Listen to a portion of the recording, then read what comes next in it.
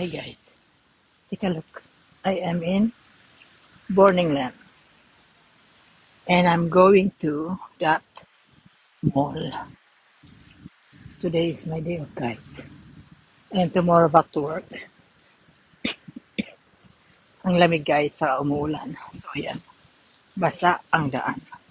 Saka medyo madilim na ngayon. Kahit na alas 3:30 pa lang dito. Kasi winter. So, dahil galing ako sa aking training. Guys, schooling sa work. Libre yun.